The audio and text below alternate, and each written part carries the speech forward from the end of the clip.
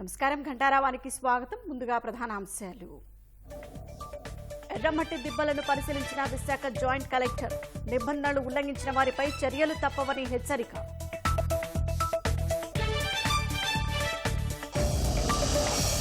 వైఎస్ఆర్ జిల్లా సిద్ధమ్మ పేరెంటాల వద్ద స్థలం విషయంలో ఘర్షణ. బద్వేలు శ్రీనివాసపురం గ్రామస్తుల పరస్పర దాడులు.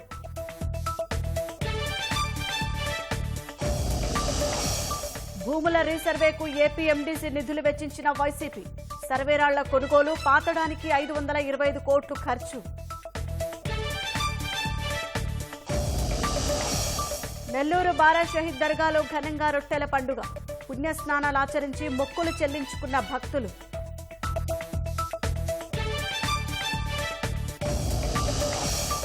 అజిత్ పవార్ వర్గ ఎన్సీపీకి భారీ ఎదురుదెబ్బ.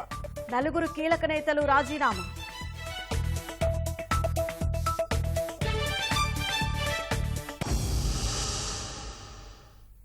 విశాఖ జిల్లాలోని ఎర్రమట్టి దిబ్బల విధ్వంసంపై అధికారులు స్పందించారు. ఘటనా స్థలిని జాయింట్ కలెక్టర్ సహా రెవెన్యూ, జీవీఎంసీ అధికారులు పరిశీలించారు. భారీగా జేసీబీలు పనిచేస్తుంటే ఏం చేస్తున్నారంటూ జాయింట్ కలెక్టర్ ఆగ్రహం వ్యక్తం చేశారు. అధికారుల స్పందనకు సంబంధించి మరింత సమాచారం మా ప్రతినిధి కూర్మరాజు అందిస్తారు.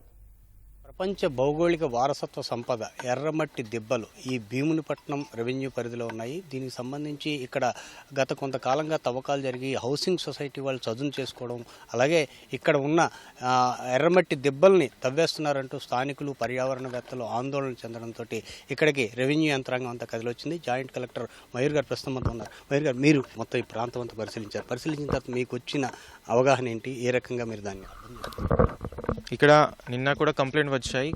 ఒక భీమిలీపట్నం మ్యూచువల్లీ ఎయిడెడ్ హౌసింగ్ సొసైటీ తరఫున కొంతమంది ఇక్కడ లెవెలింగ్ చేస్తున్నారని కంప్లైంట్ వచ్చింది. మన కంప్లైంట్ వచ్చిన తర్వాత వెంటనే నిన్నే ఆపేసాము. కానీ ఫ్యూచర్లో ఇలాంటి మళ్ళీ జరగకుండా ఏం చర్యలు తీసుకున్నానికి అది స్టడీ చేయడానికి నేను వచ్చాను.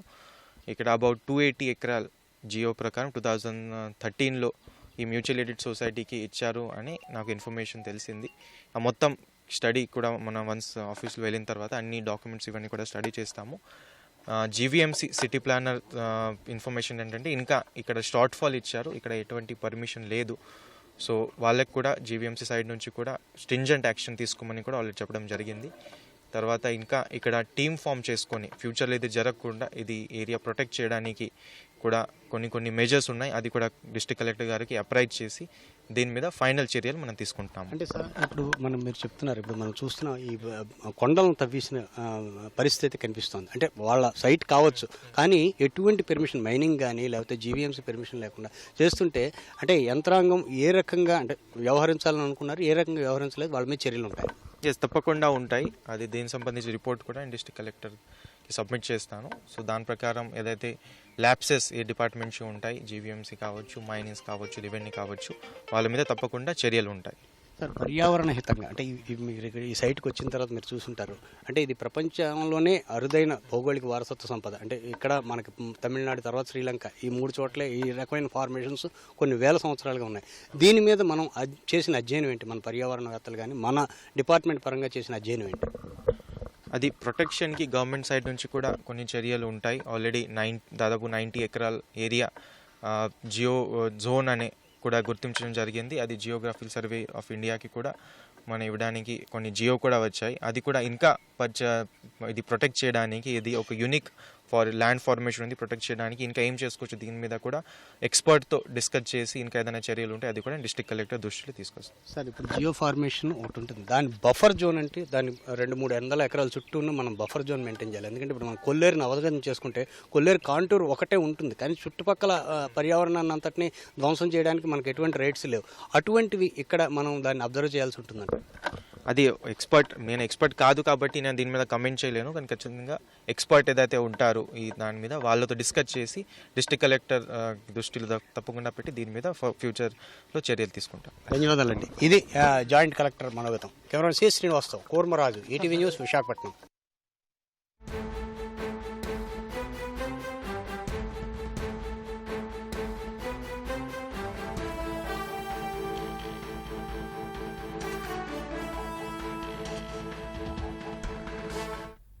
తాజాంశాన్ని చూస్తున్నాం. అనకాపల్లి జిల్లాలోని అచ్యుతాపురం సెజ్లోని ఫ్యాక్టరీలో పేలుడు జరిగిన ఘటనలో ఒక కార్మికుడు మృతి చెందారు. ఇక మరింత సమాచారం మా ప్రతినిధి ఆదిత్య పవన్ అడిగి తెలుసుకుందాం. ఆదిత్య పవన్, అచ్యుతాపురం సెజ్లో పేలుడికి కారణాలేంటి? ఎంతమంది మృతి చెందారు? రాంబిలి మండలం ఇది. అక్కడ అచ్యుతాపురంలోని పారిశ్రామిక వాడ ఉంది. ఇక్కడ ఉన్నటువంటి అనేక కెమికల్ ఫ్యాక్టరీ, ఫార్మా సంబంధించిన అనేక పరిశ్రమలు ఉన్నాయి. అటువంటి పరిశ్రమల్లో వసంత్ కెమికల్ ఫ్యాక్టరీలో ఈ ఉదయం రియాక్టర్ పేలుడు జరిగింది. ఒక కార్మికుడు మృతి చెందాడు. ఇతడు ఒరిస్సాకు చెందినటువంటి ప్రదీప్ రౌత్గా గుర్తించారు.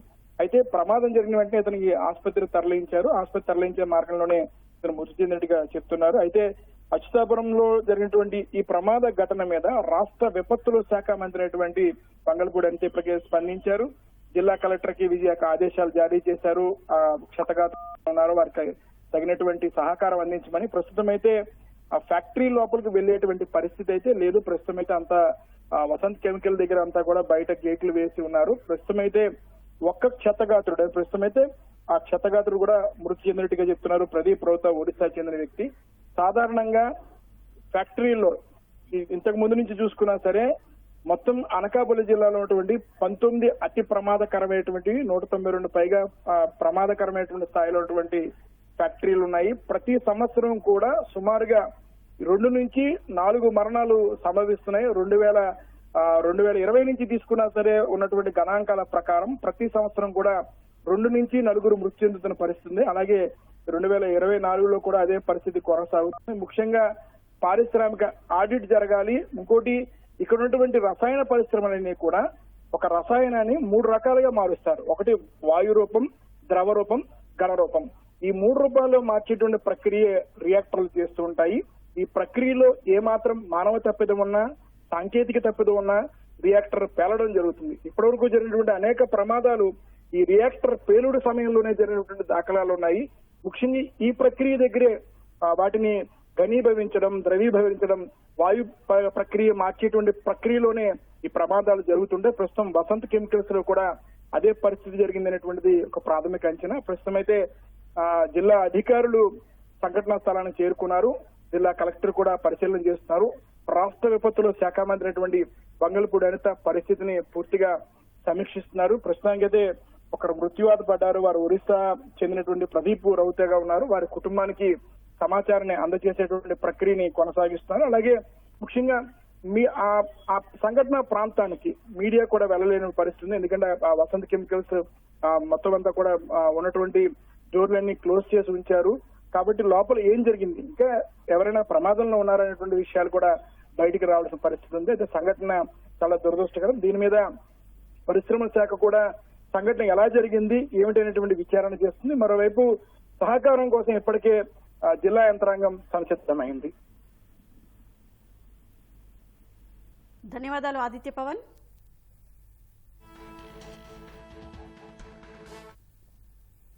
వైఎస్ఆర్ జిల్లా గోపవరం మండలం సిద్దమ్మ పేరింటాల వద్ద ఉద్రిక్తత నెలకొంది. ప్రభుత్వ స్థలం విషయంలో బద్వేలు, శ్రీనివాసపురం గ్రామస్తులు ఘర్షణకు దిగారు. తమ స్థలంలో అక్రమంగా గుడిసెలు వేశారంటూ ఒకరిపై మరొకరు నిందలు మోపుతూ పరస్పరం దాడులకు దిగారు. పోలీసులు ఘటనా స్థలానికి చేరుకుని లాఠీచార్జ్ చేసి ఇరు వర్గాలను చెదరగొట్టారు. కొందరిని అదుపులోకి తీసుకుని పోలీస్ స్టేషన్కు తరలించారు.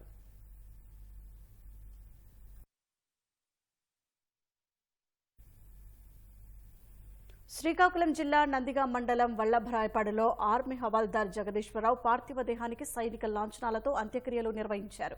ఈ నెల 15న కశ్మీర్లో జరిగిన ఉగ్రవాదుల ఎదురుకాల్పుల్లో జగదీశ్వరరావు వీరమరణం పొందారు. ఆయన పార్థివ దేహం ఈ ఉదయం గ్రామానికి చేరుకోవడంతో గ్రామస్తులు, బంధుమిత్రులు, ఆర్మీ విశ్రాంత ఉద్యోగులు అశ్రునయనాల మధ్య అంతిమయాత్ర నిర్వహించారు. ఆర్మీ ఉన్నతాధికారులు హాజరై పుష్పగుచ్చాలతో అంజలి ఘటించారు.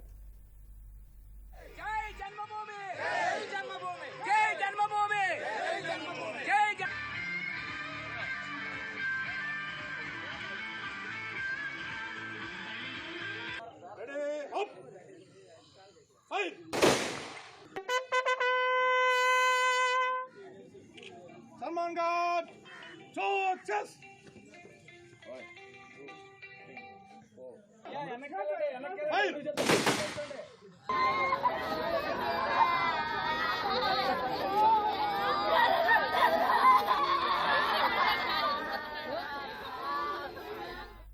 ఈ ఖరీఫ్లో ఎన్నో ఆశలతో సాగు ప్రారంభించిన రైతులకు ఆదిలోనే విఘాతం ఏర్పడింది.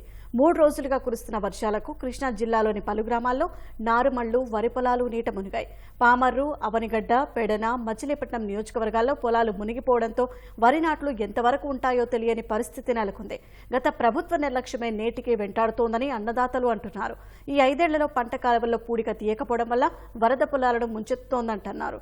సాగు కోసం ఇప్పటికే 10,000 రూపాయల వరకు ఖర్చు చేశామని ప్రభుత్వమే ఆదుకోవాలని కర్షకులు కోరుతున్నారు. రైతు వారీగానండి ఆగుమళ్ళు అందరూ రైతులందరూ పోయించారు. ఏదో కష్టపడి మొలిపించుకున్నారు. అంతా కాలువలు రాకపోయి కూడా బోరులతోనూ దూరాన నీళ్ళతో మొలిపించుకున్నారు.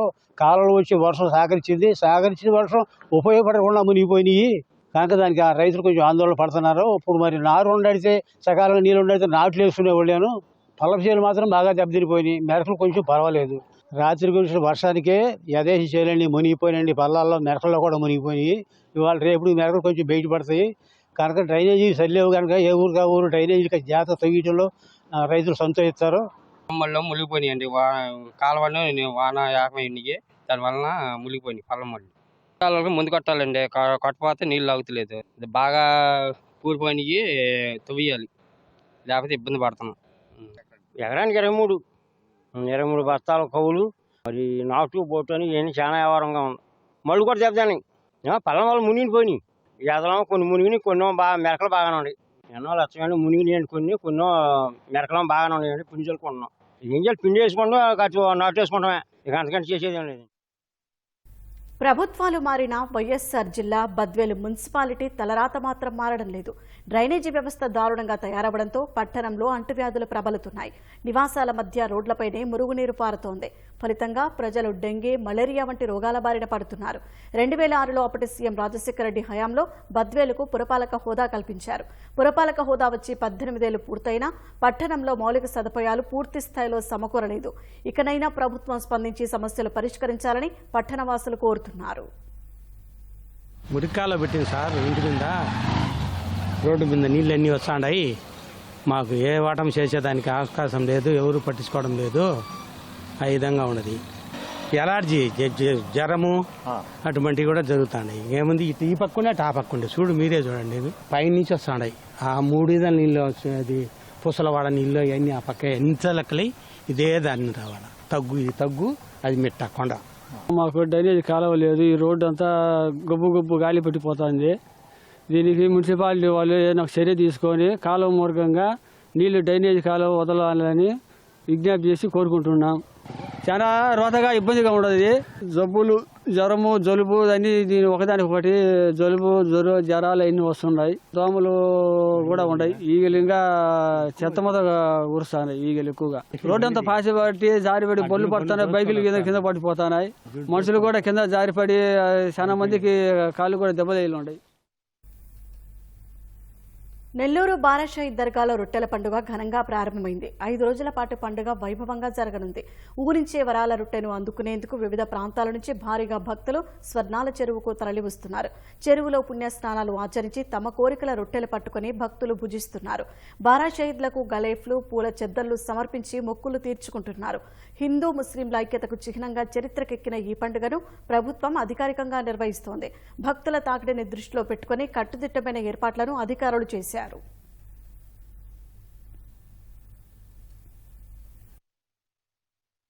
చాలా నమ్మకం ఉంది.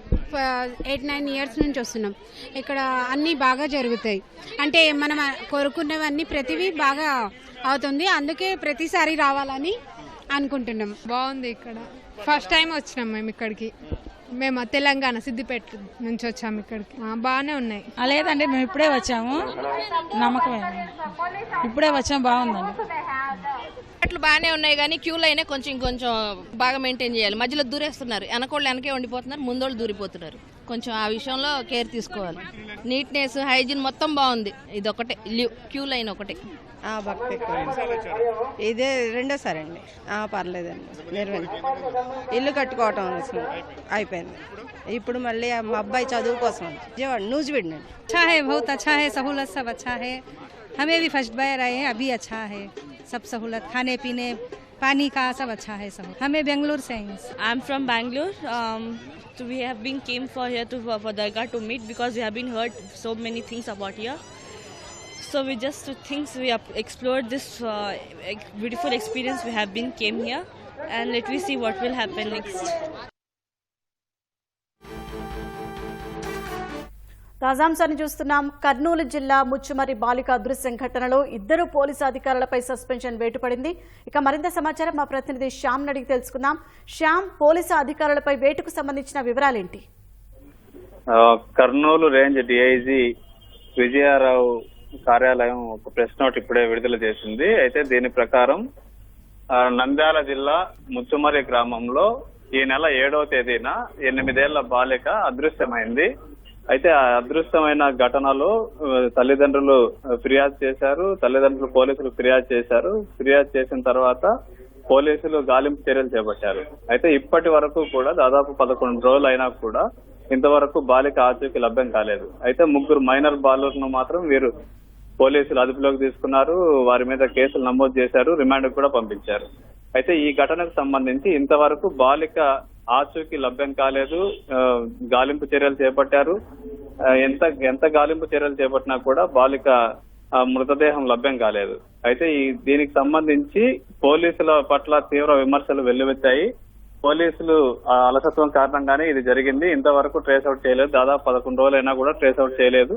పోలీసుల కారణమన్న ఆరోపణలు కూడా వెల్లువెత్తున్నాయి. అయితే ఈ నేపథ్యంలో ఈ కర్నూలు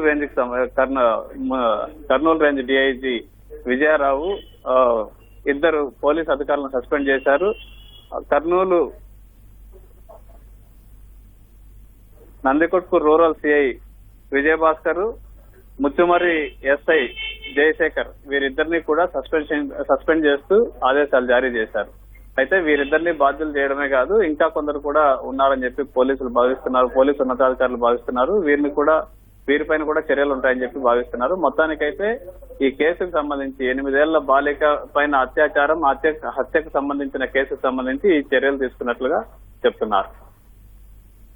ధన్యవాదాలు శ్యామ్.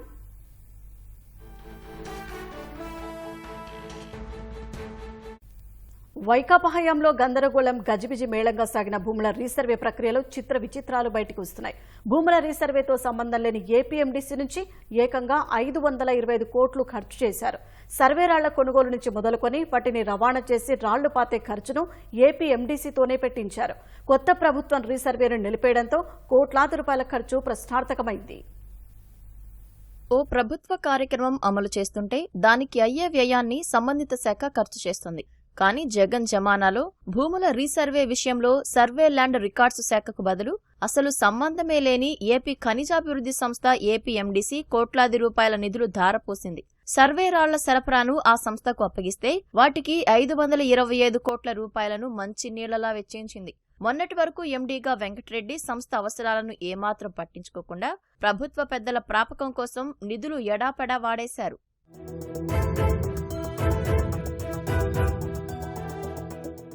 భూముల రీసర్వేలో భాగంగా సర్వే పూర్తయిన గ్రామాల్లో సర్వే రాళ్లు పాతాల్సి వచ్చింది. ఈ రాళ్ల తయారీ, సరఫరా బాధ్యత ఏపీఎండీసీకి అప్పగించారు. ఇందుకు అయ్యే వ్యయాన్ని సర్వే ల్యాండ్ రికార్డ్స్ శాఖ వెచ్చించాలి. అయితే ఆ శాఖ ₹1 కూడా ఇవ్వకపోయినా ఏపీఎండీసీ మాత్రం 75 లక్షల రాళ్లు సరఫరా చేసింది. ఈ రాళ్లను కటింగ్, పాలిషింగ్ యూనిట్లలో కట్ చేయించి దానిపై జగన్ పేరు చెక్కించింది. తర్వాత వాటిని సర్వే శాఖ చెప్పిన గ్రామాలకు రవాణా చేయించింది. వీటన్నింటికీ కలిపి 400 కోట్ల రూపాయల మేర ఖర్చయింది. గ్రామాలకు సరఫరా చేసిన సర్వే రాళ్లను పాతేందుకు అయ్యే కూలీల ఖర్చులుగా 110 కోట్ల రూపాయలను ఏపీఎండీసీఏ సర్వే శాఖకు ఇచ్చింది. అవి నేటికి వెనక్కి రాలేదు.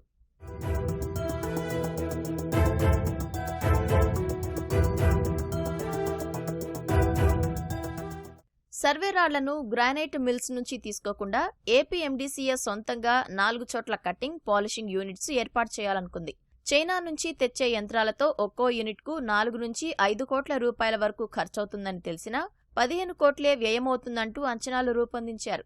అప్పటి MD Venkatareddy Visakha steel plant నుంచి డిప్యుటేషన్పై వచ్చిన ప్రొక్యూర్మెంట్ విభాగం జీఎం బోస్ తెర వెనుక కథ నడిపారు. బోస్కు తెలిసిన కంపెనీలను రంగంలోకి దించి వాటికి టెండర్లు కట్టబెట్టారు. బల్లికురువ వద్ద 15 కోట్లతో తొలి యూనిట్ ఏర్పాటు చేశారు. ఆ గుత్తేదారుకు 12 కోట్ల రూపాయలు చెల్లించారు. అనంతపురంలో మరో యూనిట్ పనులు కొంతవరకు జరగ్గా దీనికి 3 కోట్ల రూపాయలు ఖర్చు చేశారు. అయితే ఈ మిషనరీ కొనుగోళ్లలో అక్రమాలు జరిగాయనే ఆరోపణలు, విచారణలతో మిగిలిన యూనిట్ల ఏర్పాటు ఆగిపోయింది. వెంకట్రెడ్డి మాత్రం అంతా నిబంధనల ప్రకారమే జరిగిందంటూ అక్రమాన్ని కప్పిపుచ్చారు. మొత్తానికి ఈ యూనిట్ల కోసం 15 కోట్లు ఖర్చు చేశారు. అన్ని వర్గాల నుంచి భూముల రీసర్వేపై తీవ్ర వ్యతిరేకత రావడంతో ప్రక్రియను నిలిపివేస్తున్నట్లు సీఎం చంద్రబాబు తాజాగా ప్రకటించారు.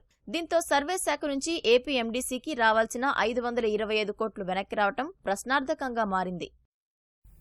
క్రీడాకారులు మైదానంలో ఆటలు ఆడుకుంటారు. అలాంటి మైదానంతో వైకాపా సర్కార్ ఆటలాడింది. ఎగ్జిబిషన్లు, రాజకీయ సమావేశాలకు వేదికగా మార్చేసింది. ఒకప్పుడు అంతర్జాతీయ మ్యాచ్లకు వేదికైన విజయవాడలోని ఇందిరాగాంధీ మున్సిపల్ క్రీడా మైదానం గత 5 ఏళ్లు నిర్వహణకు దూరమైంది. చిన్నపాటి వర్షానికే చిత్తడిగా మారుతోంది. 2002లో Bharat West Indies one day cricket match, 2004, 2007, 2014 సంవత్సరాల్లో జాతీయ జూనియర్స్ అథ్లెటిక్స్ పోటీలు. ఇది విజయవాడలోని ఇందిరాగాంధీ మున్సిపల్ స్టేడియం ఘన చరిత. గత 5 ఏళ్లలో ఈ మైదానం ప్రతిష్ట మసకబారింది. ఒకప్పుడు అథ్లెట్లు న్యూమీట్ రికార్డులకు ఆతిథ్యమిచ్చిన అథ్లెటిక్ క్లే ట్రాక్ ఆనవాళ్లే లేకుండా పోయింది. ప్రస్తుత వర్షాలకు స్టేడియంలో ఎటు చూసినా నీళ్లు నిలిచి చిన్న మడుగుల్లా కనిపిస్తున్నాయి. మైదానంలోకి అడుగు పెడితే బురద అంటుతోంది. రాత్రైతే మైదానాన్ని కొందరు అసాంఘిక కార్యకలాపాలకు వాడుకుంటున్నారనే ఆరోపణలు లేకపోలేదు. గత వైకాపా ప్రభుత్వం స్టేడియం అభివృద్ధిని విస్మరించి రాజకీయ కార్యకలాపాలు, చిన్న చిన్న ఎగ్జిబిషన్లకు అవకాశమివ్వటం వల్లే మైదానానికి ఈ దుర్గతి పట్టింది. క్రీడాకారుల కోసమే కదా మేము మాట్లాడాల్సింది. ఆ మాత్రం ఇంగిత జ్ఞానం లేదు అధికారులకి. ఇక్కడ పెడతారు జనవరి 26, ఆగస్టు 15. అసలు సెంటిమెంట్ ఈ స్టేడియంలో ప్రోగ్రాం పెట్టాడు. రెండోసారి ఆ నెక్స్ట్ వచ్చే ఎన్నికలు ఎవరు గెలవలేదు గత 40 ఏళ్లలో. అది కూడా చెప్పా. మా సంఘాల్లో కూడా కొంతమంది అధికారులతో కుమ్మక్కయ్యి ఇక్కడ 7 కోట్ల రూపాయలు పెట్టి అథ్లెటిక్ ట్రాక్ శాంక్షన్ అయితే దాన్ని వైజాగ్కి తీసుకెళ్లిపోయారు. అదే అథ్లెటిక్ ట్రాక్ ఇక్కడ వేస్తుంటే అసలు ఈ ప్రోగ్రాంలు పెట్టే అవకాశం ఉండేది కాదు. దీపావళి సామాన్ పెడతాక అవకాశం ఇచ్చారు. ఇవన్నీ వివాదాలుగా సృష్టిస్తున్నామని అంటారే కానీ చెప్పే దాంట్లో లాజిక్ ఉంది, రీజన్ ఉంది అనేటువంటి ఆలోచన జ్ఞానం లేని కొంతమంది అధికారుల వల్లనే ఈ స్టేడియం ఈ దౌర్భాగ్య పరిస్థితికి రావడానికి కారణం. ఈ నగరంలో ఉన్నటువంటి క్రీడాకారులందరికీ కూడా ఆయువు లాంటిది ఇది. ఇటువంటి స్టేడియాన్ని క్రీడలకు కాకుండా రాజకీయ అవసరాల కోసం కానివ్వండి, మరి ఇతర అవసరాల కోసం వాడటం వల్ల ఇక్కడ క్రీడాకారులు చాలామంది వారు ప్రాక్టీస్ చేసుకోలేని పరిస్థితి ఉంది. మరి ఇక మీదటైనా గవర్నమెంట్ వారు క్రీడలకి ప్రోత్సాహాన్ని అందించి ఇక్కడ ఉన్నటువంటి ఇందిరాగాంధీ మున్సిపల్ స్టేడియాన్ని కేవలం క్రీడలకు మాత్రమే వాడాలని చెప్పేసి ఎన్టీఆర్ జిల్లా ఒలింపిక్ సంఘం తరఫున కోరుతున్నాం. ఈ మైదానం నిర్వహణ బాధ్యత ప్రస్తుతం విజయవాడ నగరపాలక సంస్థ ఆధీనంలో ఉంది. కానీ వాళ్లేమీ దృష్టి పెట్టడం లేదు. క్రీడాకారులకు శిక్షణ ఇప్పించాల్సిన శాప్ అధికారులు సైతం పట్టించుకోవటమే మానేశారు. అథ్లెటిక్స్ కోచ్ లేకపోవడం వల్ల ఇందిరాగాంధీ స్టేడియం లోపల మనం ట్రాక్ని మనం మెయింటైన్ చేసుకోలేకపోతున్నాం. స్పోర్ట్స్ అథారిటీ ఆఫ్ ఆంధ్రప్రదేశ్ వాళ్ళు ఒక కోచ్ని, అథ్లెటిక్ కోచ్ని మనం అలాట్ చేస్తే దాన్ని కూడా మనం మెయింటైన్ చేయడానికి అవకాశం ఉంటుంది. కుర్రోళ్ళు అందరూ కూడా వచ్చి స్టేడియంలో క్రికెట్ ఆడడం గురించి స్టంప్స్ పాతేయడం, గ్రౌండ్లో అక్కడ రాళ్లు పెట్టేయడం, దానివల్ల ఏమవుతుందంటే గ్రౌండ్ అంతా గతుకులు పడి క్రీడాకారులకి అది రన్నింగ్ చేయడానికి చాలా ఇబ్బందికరంగా ఉంది. కొత్త ప్రభుత్వమైన విజయవాడ ఇండోర్ స్టేడియాన్ని కేవలం క్రీడలకే ఉపయోగించాలని క్రీడాకారులు డిమాండ్ చేస్తున్నారు.